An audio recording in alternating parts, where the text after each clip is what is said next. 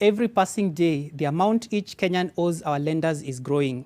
Our total public debt now stands at well over 6.5 trillion shillings, and there could be more if the Treasury is to raise money for this budget. At present, Kenya owes external and internal lenders up to 6.5 trillion shillings. Divide that with a population of 47.6 million, and each Kenyan owes just about 140,000 shillings. But that's not all.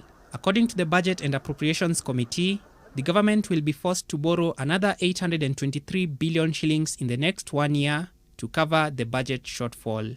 We have more loans than we can be able to handle. Most particular people, like the way I had a statement from Treasury comparing us with Japan, which has about 109%.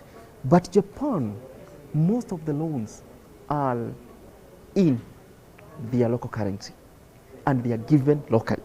So they can have a homely kind of way of discussing those loans with their own people. Ours is because either in dollars or in other currencies, and even the losses because of the fluctuation can really affect you. With the prevailing economic situation coming at a time when some of our loans are due, Kenya might be forced to appeal to the good grace of our lenders. I think about 33% of our debt service actually goes back to China to repay some of our debt. So we really must go back to countries like China that hold a lot of our debt stock and actually renegotiate, some of these debts. Countries seldom grow without debt.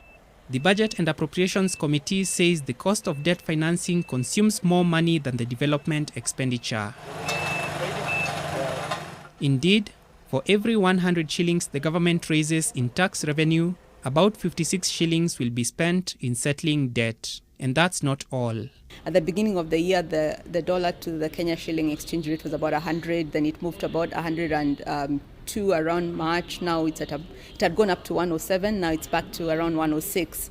So of course that means that for every dollar of debt that you're holding, it's gone up by 6 shillings, right? So if you have $100 billion of debt, that's 600 million shillings that we've put upon ourselves. Do you think there's a way of easing the amount of pressure on public debt without raising taxes? The only way we can reduce that pressure is that we must stimulate local demand. By stimulating local demand, it also means that we grow local private enterprise, we grow the agricultural sector. And the good thing is we've actually found out that as Kenyans, we can actually do a lot of the things we've been importing, right? We've been importing so much, but we realize now when COVID hit and all countries were hoarding certain supplies to themselves, we realized that as a country, we can actually manufacture those locally.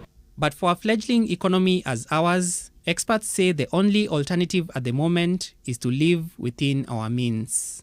We can actually not borrow ourselves into prosperity. In the next 1 year, the National Treasury will also be grappling with debt servicing obligations at a staggering 904 billion shillings from the Consolidated Fund, painting a picture of the dire straits the country faces owing to its rising debt burden.